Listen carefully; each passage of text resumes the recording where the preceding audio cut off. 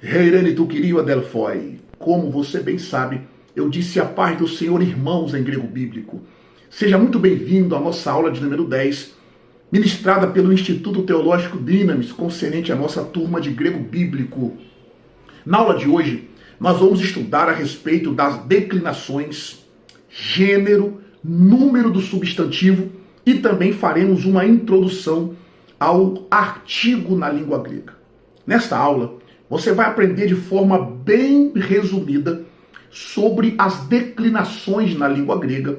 Também aprenderá sobre o gênero, número dos substantivos. Além disso, nós também vamos falar um pouco sobre o artigo definido. Pontos esses que são de suma importância para você continuar a sua evolução dentro do estudo da língua grega, o grego bíblico. É de suma importância você conhecer um pouco sobre esses assuntos. Mas não antes de nós orarmos. Como você bem sabe, orar bem é a melhor parte dos estudos. Oremos então. Senhor Deus e Pai, nós te louvamos. E te louvamos, ó Deus, por mais essa oportunidade de estarmos aqui na tua presença para podermos estudar a tua palavra. Abra o nosso entendimento, o nosso intelecto, para que nós possamos absorver tudo o que será exposto aqui. Ajude os teus filhos e filhas. Em nome do Senhor Jesus, nós te pedimos. Amém e amém. Queridos, o primeiro ponto que você vai aprender na aula de hoje é sobre as declinações na língua grega. Nós já observamos que, para indicar a função numa oração, o substantivo ele vai sofrer algumas alterações em sua terminação. No grego bíblico, os substantivos são declinados, ou seja, ele sofre alguma modificação morfológica quando ele exerce determinada função dentro da frase. Por exemplo, quando o substantivo possui a função de sujeito, ele vai adquirir uma forma específica. Mas quando ele possui a função de objeto direto, ele vai possuir uma outra forma específica. Você já viu, por exemplo, nas aulas anteriores, concernente ao caso nominativo, ao caso vocativo, ao caso dativo e acusativo e genitivo. Você já estudou os 5 casos nas aulas anteriores. Por exemplo, quando ele é o sujeito da oração, ele vai estar no caso nominativo, sujeito ou predicativo do sujeito. Você vai aprender isso posteriormente. E quando ele é o objeto direto na oração, ele vai estar no caso acusativo. Então, hoje você vai aprender de forma panorâmica como que funciona ou o que é uma declinação. Você acabou de aprender agora o que é. Eu vou lhe apresentar as declinações nesse momento. E isso é muito importante. Eles são agrupados, os substantivos, em 3 declinações, conforme mais ou menos semelhantes, adotados nos diversos casos e que vai depender do seu tema. Por exemplo, na primeira declinação, nós temos os substantivos com temas terminados em alfa. Quando o tema é terminado em alfa, ele vai fazer parte da primeira declinação. Já na segunda declinação, os substantivos eles são terminados com temas em ômicron. E na terceira declinação, os substantivos são terminados com consoante. Por isso que essa terceira declinação ela é chamada de declinação consonantal, pelo fato de ser terminado em consoantes. Primeiro ponto da aula de hoje é que você grave essas informações. Então, de acordo com a função do substantivo, ele vai sofrer alguma alteração morfológica. E eu vou dar só um exemplo para que você veja isso. Quando eu disse no começo da nossa aula, eu disse Reirene tu queria Adelphoi. A expressão ali, tu queria, essa palavra que eu estou colocando aí para você, ó, tu queria é do Senhor. Está no caso genitivo, né? Reirene tu queria, genitivo. tu, Kyrio. Só para que você tenha uma ideia de o que é uma mudança morfológica. Se eu quisesse falar, por exemplo, os senhores, eu colocaria ali Roi, Kyrioi, né? Os senhores, né? Estaria aí no plural, por exemplo, e no caso nominativo. Então, só para que você tenha uma noção na aula de hoje, para que você vá aí crescendo, evoluindo gradativamente. Segundo ponto é sobre o número dos substantivos, na verdade o número na língua grega.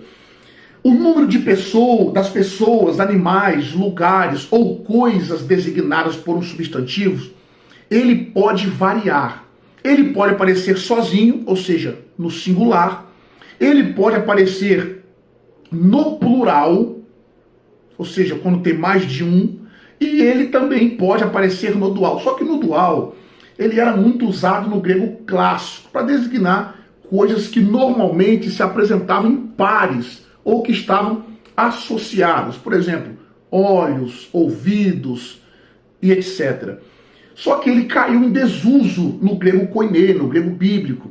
E ele é muito raro no Novo Testamento. Então, basicamente, nós temos singular e plural concernente ao número na língua grega. Quando está no singular, ele está sozinho. Quando está no plural, mais de um. Bem parecido com o português. Em terceiro lugar, na aula de hoje, aí você vai ver depois a terminação do plural. Por exemplo, vamos falar aqui sobre a palavra que eu acabei de usar antes, Senhor, que é Kyrios. Kyrios, Senhor, ali está, no caso nominativo, singular. Se eu quiser colocá-lo no plural, é Kyrioi, que é senhores, correto? Então tem aí uma terminação diferente. Como essa aula é introdutória, é panorâmica, nós vamos detalhar esses pontos para vocês nas próximas aulas. Vai só gravando essas informações. Além do número, nós também temos o gênero. No português, por exemplo, nós temos o gênero masculino, feminino. Mas no grego, nós temos 3 gêneros. Nós temos o masculino, o feminino e o neutro. O masculino, além de nomear os seres masculinos, na língua grega, ele também nomeia os rios, ventos, meses. Esse é o gênero masculino. Já o feminino, além de nomear seres femininos, ele é usado para nomes de cidades, países, ilhas e a maioria das árvores.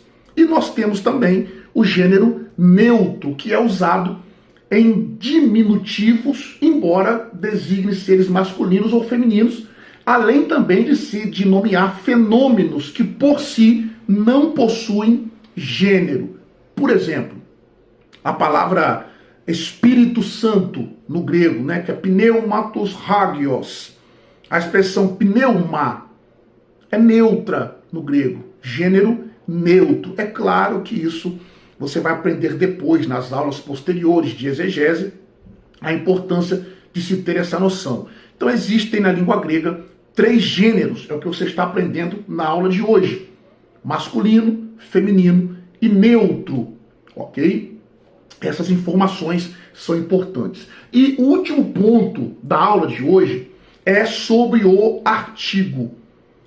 Os artigos gregos são ro, re e to, que é o artigo respectivamente no masculino, feminino e neutro. Aqui nesse sentido é no singular. Observe-se então que nem sempre o gênero de um substantivo grego é o mesmo correspondente ao substantivo utilizado para tradução em português. E isso daqui talvez seja o mais importante para você aprender nessa aula de hoje. Por exemplo, a expressão grega aí, ó, honomos, é masculino no grego, honomos. Só que no português é traduzido como a lei, que é no feminino. Honomos é masculino, mas no português ele é traduzido como feminino, a lei. A expressão reentolê é feminina no grego, mas no português é traduzido como o mandamento. Observe aí, outra expressão, todendron. Todendron é neutro no grego, mas a palavra traduzida no português é a árvore, que é feminino. Observe, por exemplo, no texto de João, capítulo 14, verso 6, o texto diz assim, ó, Egoimi rerodós, kai realeteia, kai rezoe. Jesus dizendo, eu sou o caminho e a verdade e a vida. Eu sou o caminho, a verdade e a vida. A expressão rerodós, ali, ó, o artigo está no feminino, que é o caminho. Só que no português é traduzido como no masculino. A outra expressão, realeteia, é a verdade. Olha ali, kai rezoe, e a vida. Observe que rerodós é traduzido como o caminho. Isso é muito importante para você aprender na aula de hoje, que nem sempre a tradução vai ser de acordo com o que está lá. Às vezes, o gênero substantivo, ele não é o mesmo correspondente na tradução. Isso é muito importante para você aprender, né? Agora, uma outra coisa importantíssima também sobre o artigo é que não existe no grego um artigo indefinido. Para expressar o artigo indefinido, às vezes é usado o numeral res, que é no português a palavra no português. Outras vezes, o pronome indefinido, tis ou ti, ele aparece com o sentido de um artigo indefinido. Isso é muito importante. Então, você está aprendendo que no grego nós não temos o artigo indefinido, propriamente dito, mas pode-se usar ou o numeral res ou o pronome indefinido tis, ti. Você vai estudar isso nos pronomes, vai estudar isso concernente aos numerais na língua grega. Aguarde até essa aula. Então, aprendemos que não tem um artigo indefinido no grego. Agora, você vai aprender posteriormente também algumas regras. Às vezes, a ausência do artigo definido vai colocar o substantivo ou o adjetivo como indefinido. Existem algumas regras que você vai aprender nas aulas posteriores concernente a esse assunto. Mas hoje basta você aprender concernente ao artigo essas informações aí importantes. Para nós concluirmos, a função do artigo na língua grega. A função do artigo é tornar definido ou identificar um certo substantivo. Nós já falamos, agora que não existe o artigo indefinido no grego. Por isso, toda vez que o artigo aparece, ele é definido. Sem artigo, um substantivo pode ser ou não indefinido. Vai depender do contexto, como você vai aprender posteriormente. Agora, com o artigo, o substantivo certamente fica definido, individualizado, identificado. Isso tem a ver com o fato de o artigo ser uma forma derivada do pronome demonstrativo.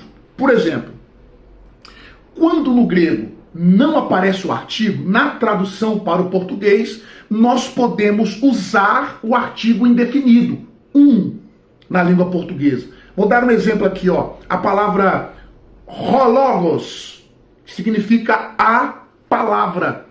Se nós tirarmos o artigo, observe aí, vai ficar somente logos. Eu posso traduzir como palavra ou uma palavra. Vai depender do contexto, ok? Bom, então eu espero que essa aula concernente à introdução às declinações, gênero, número do substantivo e também uma introdução sobre o artigo na língua grega possa ter aí corroborado com o compêndio de estudo que você já está adquirindo até aqui. Até a próxima aula. Deus abençoe.